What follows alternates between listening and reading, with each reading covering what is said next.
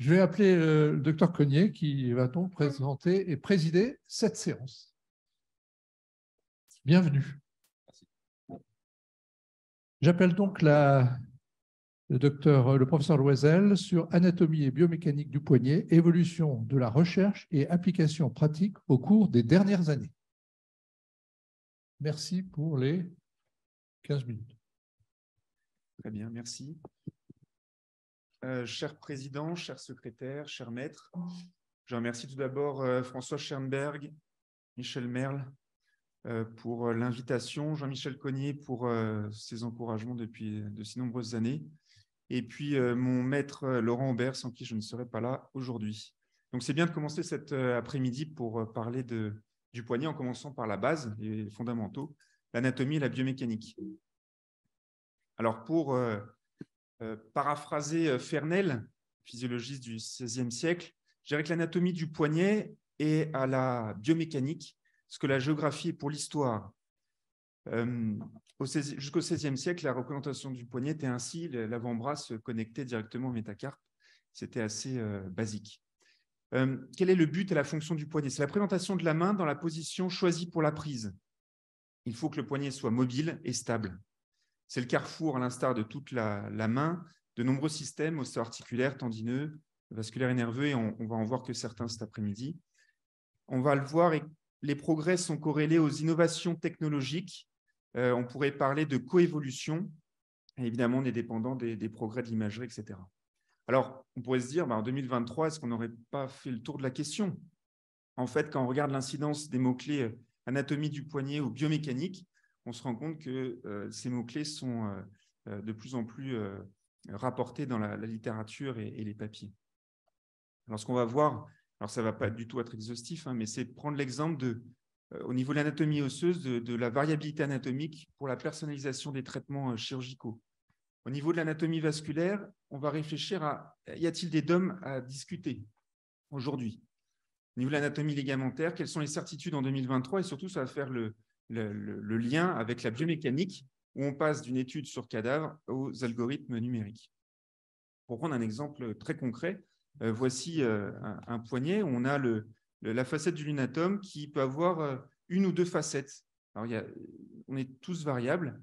On s'est rendu compte, après avoir fait cette constatation, qu'en fait, certaines formes anatomiques particulières pouvaient engendrer des pathologies, elles aussi particulières, comme l'instabilité pour cette forme bien précise. Je montre ce schéma un petit peu particulier, juste pour comprendre que dans un poignet, s'il y a une instabilité, mais en fait, sur une vue de profil, on va voir le lunatome qui va basculer en avant ou en arrière. Alors, on va parler de dizzy en arrière et visy en avant. C'est juste pour comprendre un petit peu après notre raisonnement. Quand il y a deux facettes, en fait, c'est plus stable. Ça donne une surface bicondylienne et ces formes bien particulières, spécifiques, peuvent engendrer en cas de lésion plus facilement de l'arthrose. Donc, le chirurgien doit savoir quelle est la forme particulière du poignet pour pouvoir adapter son traitement et savoir que tel ou tel traitement ne marchera peut-être pas à tous les coups en fonction de la forme particulière du patient.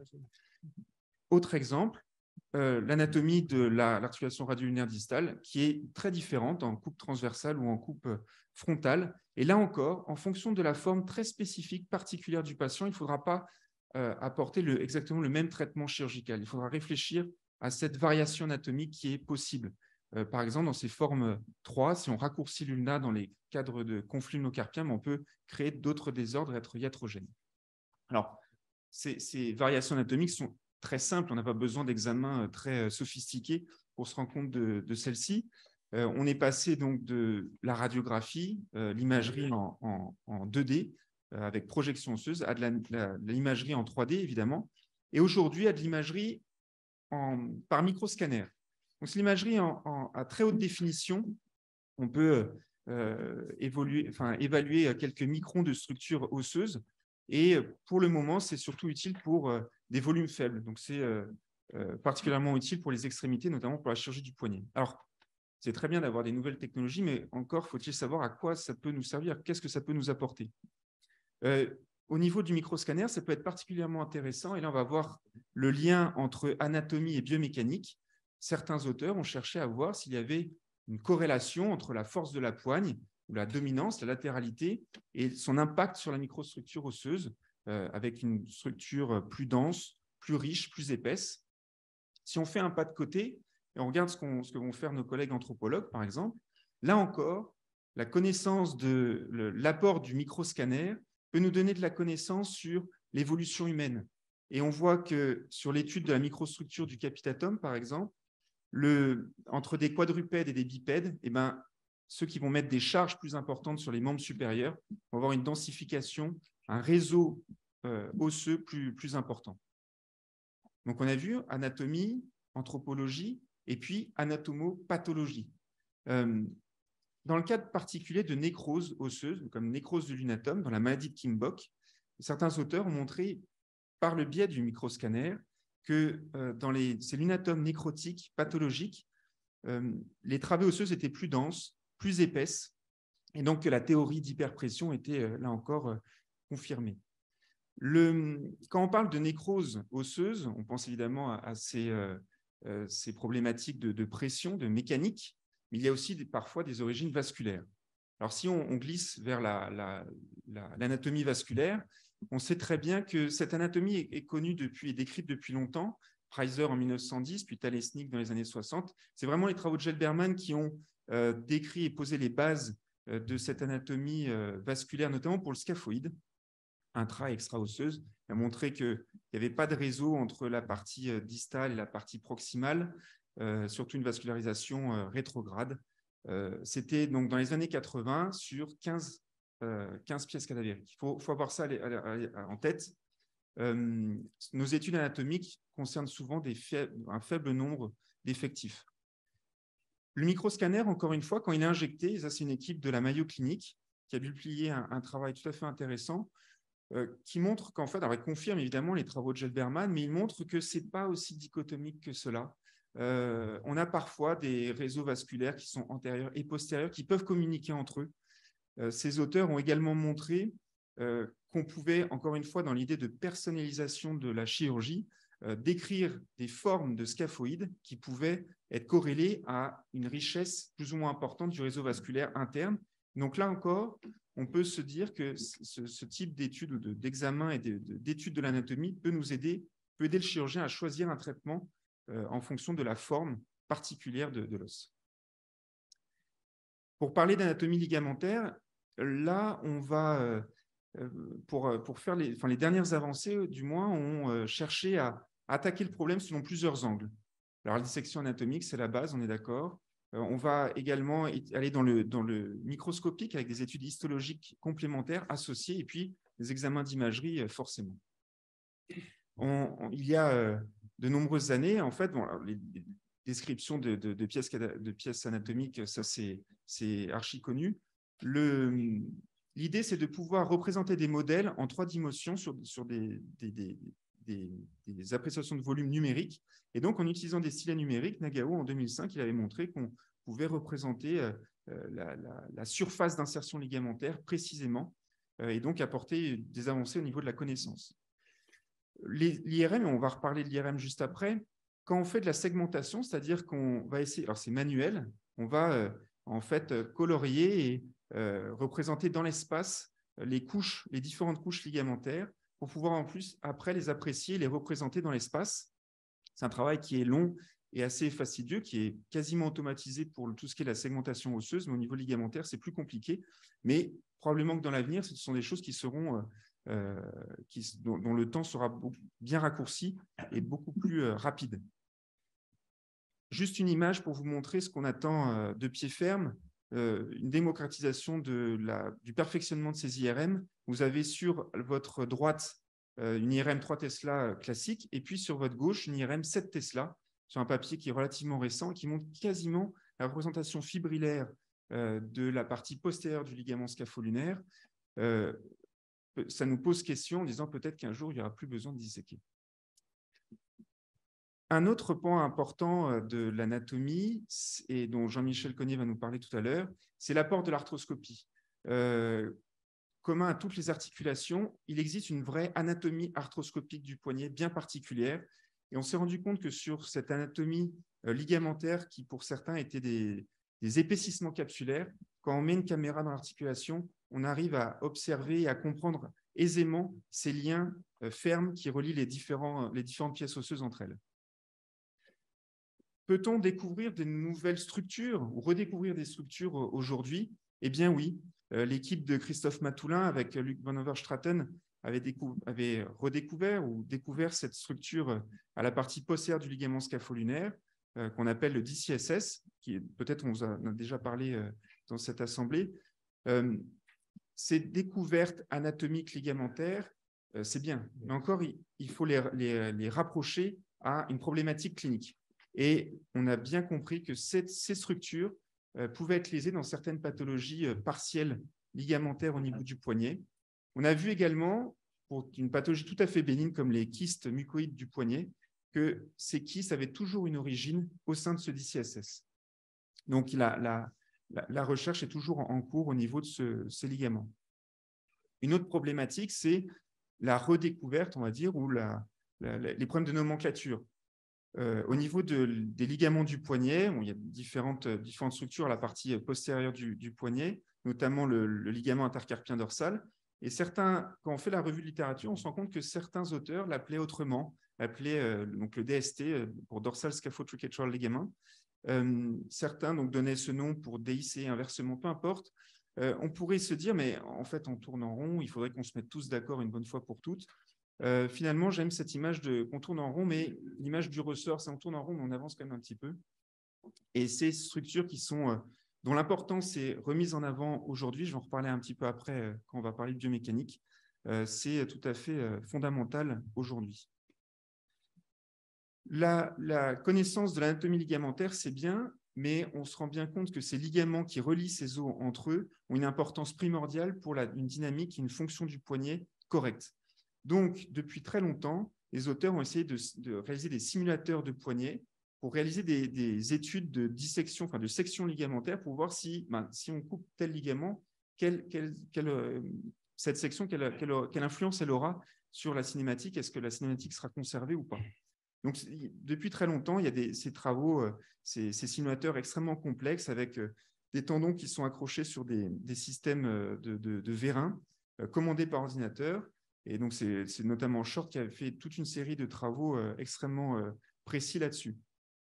Ensuite, on est allé vers des systèmes où les progrès ont été faits sur les capteurs qui ont été mis en place. On est passé à des capteurs électromagnétiques beaucoup plus précis, mais un peu encombrants, comme on peut voir sur l'image ici de gauche. On a d'autres systèmes qui sont utiles. Là, c'est une étude de la cinématique du poignet dans une cabine EOS, encore une fois, pour apprécier les différents mouvements de volume dans l'espace.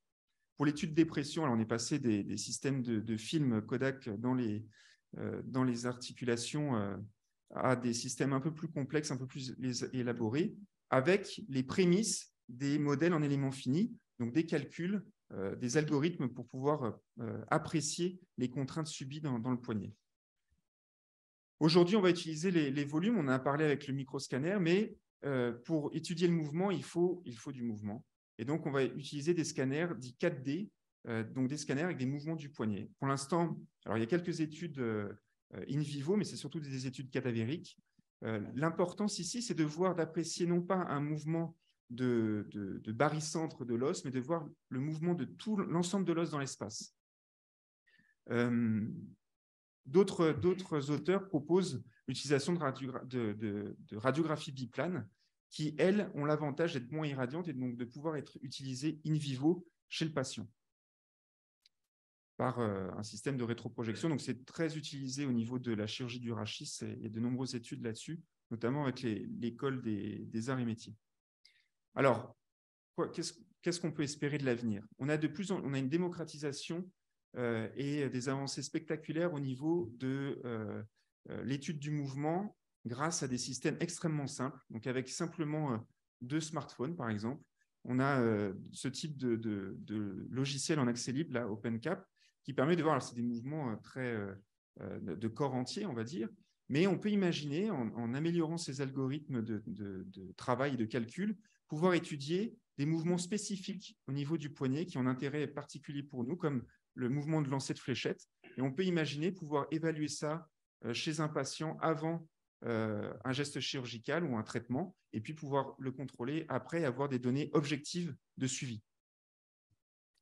Et puis finalement, le Graal, c'est probablement la réalisation de modèles en éléments finis qui permettent de mesurer et les mouvements et les pressions, toutes les contraintes subies, que ce soit sur l'articulation normale, mais également sur l'articulation pathologique, et pouvoir suivre les malades en personnalisant ces modèles qui, pour l'instant, sont des modèles génériques. Qu'est-ce que les progrès en anatomie et en biomécanique nous ont apporté donc, ces dernières années? Vous avez sur votre gauche un schéma de Guilford en 1948 qui représentait le poignet comme un système à double pivot qui était plutôt bien représentatif. Aujourd'hui, Sando en Australie, donc ce n'est pas des modèles en éléments finis complets, c'est-à-dire qu'il a modélisé surtout les insertions ligamentaires. Il a produit une nouvelle théorie de la colonne centrale stable, et grâce à ces modèles beaucoup plus performants et proches de la physiologie humaine, proposer d'autres solutions thérapeutiques, notamment pour des reconstructions ligamentaires. Ce qui est très important, c'est quand on produit des modèles en éléments finis, quand on travaille sur le numérique, il faut valider ces modèles. Donc, on ne peut pas encore se passer de nos laboratoires d'anatomie. Un autre concept qui évolue grâce aux travaux anatomiques et biomécaniques récents, c'est de dire est-ce que le ligament du poignet, notamment le ligament interosseux, qui ont été décrits comme étant primaires et les plus importants, finalement, les ligaments dits secondaires ne sont pas si secondaires que ça. Et Mark Ross, Scott Wolf notamment, respectivement en Australie et aux États-Unis, ont développé ce concept relativement simple de mooring line, c'est-à-dire de ligne d'amarrage. Et on peut imaginer le lunatome attaché en avant et en arrière par des systèmes ligamentaires à différents étages, comme un bateau.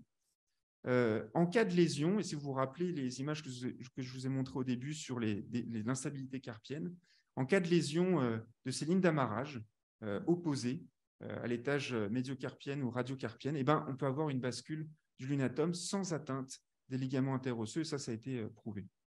Donc, il y a des concepts qui sont en train d'évoluer progressivement. Ces innovations en anatomie, en biomécanique, ne doivent pas rester cantonnées à la recherche pure et dure. On doit arriver à simplifier nos concepts et les transporter, les transposer à la pédagogie. Et je travaille notamment avec un de mes internes, Axel Kelly, sur la réalisation d'un simulateur d'arthroscopie de poignet qui essaye de transmettre ces dernières informations sur qu'est-ce qu'on connaît de l'anatomie du poignet, qu'est-ce qui est important, etc. L'autre versant qui est très important, évidemment, c'est de l'amener au lit du patient et faire de plus en plus une chirurgie personnalisée. Arriver, grâce à des outils modernes, des diagnostics qui ne sont pas faits jusqu'à présent grâce à ce qu'on a, grâce à l'arthroscanner, par exemple, on sait que l'intelligence artificielle et nos collègues radiologues utilisent déjà des algorithmes qui reconnaissent automatiquement des fractures, voire des hémarthroses. Et bien, peut-être qu'avec tous ces réseaux neuronaux et l'apprentissage, on va arriver à les faire détecter des troubles très minimes de la cinématique du poignet chez le patient pour nous aider à planifier et à faire une chirurgie personnalisée. Le but sera ensuite de suivre objectivement les malades et ne pas être simplement content d'un geste chirurgical, mais se dire là, la cinématique du carpe a réellement été modifiée, améliorée. Pour conclure, et je prends un peu l'image du ski de fond, qui est un sport qu'on pratique dans mon lieu d'exercice. On a l'impression qu'anatomie, biomécanique sont favorisées par ces nouvelles technologies d'imagerie notamment, mais on part un petit peu en oblique, chacun de son côté. Je pense qu'on ira beaucoup plus vite si on arrive à s'approprier ces nouvelles technologies, se rapprocher de nos collègues ingénieurs, leur faire part de nos problèmes et de nos complexes. On va passer d'une étude de cadavérique à une étude sur le vivant qui va être personnalisée, à la manière de spéléologues qui traversent les cascades et découvrent dans la grotte quelque chose de magnifique. Mais voilà, l'arthroscopie, l'IRM 7 Tesla va être probablement très important dans l'avenir, si ce n'est pas déjà. Voilà, mieux voir pour mieux comprendre et faire évoluer les concepts. Je vous remercie pour votre attention. Merci beaucoup, professeur Loisel, pour cette très belle communication avec un poignet qui est quand même le propre de l'homme. J'ai été surpris, mais c'est une excellente chose, qu'on découvrait encore des nouvelles structures. Et toute l'importance du scanner 4D dynamique, parce que c'est ça le problème, c'est au niveau de la dynamique, et bien entendu, toute l'importance de la simulation et de l'intelligence artificielle. Monsieur le Président. Oui, alors je voulais te remercier, François, pour cette très, très belle communication. Pour ceux d'entre nous qui pouvaient penser que l'anatomie était une vieille dame endormie au coin du feu, on s'aperçoit qu'en fait, c'est une matière extrêmement dynamique et que la connaissance augmente la connaissance. C'est-à-dire qu'on a bien compris qu'avec le microscanner, l'arthroscopie, on avait une notion complètement différente de l'anatomie et que c'était quelque chose de particulièrement évolutif et qui pouvait amener à des applications immédiates, aussi bien en termes de soins pour le patient que pour l'apprentissage des plus jeunes. Donc, on te remercie. Peut-être qu'on a des questions dans la salle. Professeur Schoenberg. Peut-être une question. Si tu veux parler dans le micro, ça sera entendu. Je tiens à féliciter et remercier notre orateur de cette analyse, ce survol qui remet les choses en place et qui nous permet, nous, les anciens, à voir comment nous avons réfléchi et pensé. Et je dirais qu'une seule petite chose, j'ai beaucoup travaillé avec Norbert Kuhlmann, qui insistait à l'époque très sincèrement sur le fait qu'il y avait les ligaments extrinsèques et intrinsèques, et pour lui, les ligaments extrinsèques étaient les plus importants. Je vois que actuellement, ce qui lui ferait énormément plaisir, le pauvre, il nous a quittés, parce qu'il était très incompris. Parce que, vous savez, être innovant, c'est très difficile, parce que vous perturbez tout le monde, et vous avez tout le monde contre vous. Mais il a persévéré, et je dirais que c'est ce que j'ai retenu le plus important. Et je vous remercie beaucoup. Merci beaucoup pour cette contribution, professeur Merle. Tous mes compliments, parce que vous nous rafraîchissez toute l'histoire de la biomécanique du poignet, mais surtout vous l'actualisez. Ce que je retiens dans ma pratique, c'est qu'il faut faire des diagnostics précoces. Et on y arrive grâce à ce que vous avez montré à travers l'IRM en très haute définition, en espérant qu'un jour, on aura vraiment des coupes jointives.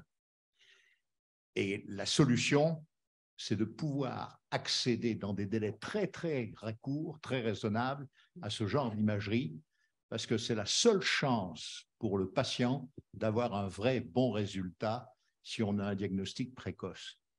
Car on en parlera peut-être tout à l'heure. Moi, j'ai fait le circuit complet des ligamentoplasties intercarpiennes et des arthrodèses partielles, et on recommence chaque fois pour un tour au fil des décennies, et je ne peux pas vous dire que mon degré de satisfaction soit très élevé. Oui, et ça c'est quand on a de l'expérience. Voilà. Professeur Joannet, il faut lui passer le micro. Oui, alors, vous n'êtes pas radiologue, mais vous nous avez beaucoup parlé du microscanner, donc c'est un intérêt en recherche. Est-ce que vous voyez un intérêt clinique qui va venir et quel est l'investissement? Enfin, Pour l'instant, non. Je pense que c'est surtout un intérêt en recherche. Après, j'avoue que je n'ai pas vraiment réfléchi à la question de savoir si je pouvais l'utiliser dans ma pratique clinique. L'idée, c'est effectivement, comme disait M. Merle, c'est de faire des diagnostics précoces. Et donc, je ne suis pas sûr que ça va nous aider, au moins pour les pathologies ligamentaires. Par contre, ce que j'aimerais rajouter, c'est que ce qui est très important, c'est pouvoir relier. Alors, certes, on a des outils extrêmement modernes, mais ne pas oublier la clinique. C'est arriver, et ça, c'est un enseignement fondamental à transmettre aux plus jeunes, c'est-à-dire arriver à transmettre ce qu'on a ressorti notre examen clinique. Est-ce que c'est confirmé par les examens que j'ai réalisés ou pas? Ça, c'est fondamental. Vous avez tout à fait raison d'insister sur l'examen clinique qui existe toujours. On a beaucoup de personnes branchées. Le professeur Botello de Buenos Aires, est-ce qu'il a quelque chose à nous dire? Bienvenue d'abord. Non? Professeur Morvan, il a sûrement quelque chose à dire, non? Non, bon. Bon, tout le monde est d'accord. Non, j'ai rien à dire. Ah. L'IRM 7 Tesla, ce sera très bien. Encore faudrait-il avoir déjà des IRM 3 Tesla suffisamment diffuses, chose qui n'est pas le cas.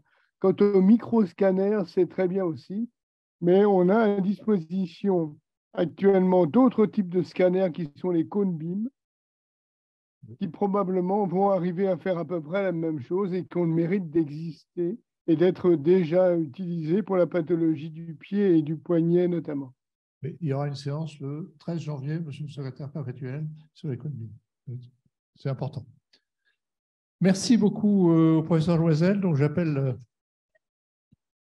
la communication suivante du professeur Durand, évolution de la prise en charge chirurgicale des fractures du poignet depuis 2000. Puis-je me permettre de saluer mon collègue Hudson Nakamura qui nous suit depuis le Brésil, c'est un ophtalmologiste, champion en plus de judo, donc très bon cuisinier et qui est un assidu de ces séances. Il nous suit depuis le Brésil et donc je voulais le saluer à ce titre-là. Voilà. Merci beaucoup Jean-Pierre, mais effectivement, il y a beaucoup de gens Merci. qui nous... On a défilé tous les deux, on a vu. Merci beaucoup, merci beaucoup. Je suis ravi d'être ici avec aussi João Bosco de Manaus, notre pays aussi. Nous sommes ici très ravis pour apprendre beaucoup plus de la chirurgie du poignet. Je voudrais savoir sur la chirurgie du poignet, si vous avez une kyste, quelle est la possibilité de faire une opération en chirurgie si le kyste n'est pas si grande? Est-ce que vous pouvez répéter votre question, s'il vous plaît, monsieur? Ah non, c'est bon, si vous avez une kyste du poignet, si le kyste n'est pas très, très grand, quelle est l'indication de la chirurgie pour le kyste du poignet? Là, c'est une très bonne question, merci. Pour que ce soit des kystes gros ou petits, maintenant on utilise beaucoup l'arthroscopie qui permet de résoudre ces problèmes-là et notamment de faire également des diagnostics d'instabilité ligamentaire qui, comme je l'ai dit un petit peu dans mon topo, pouvaient être à l'origine de ces kystes.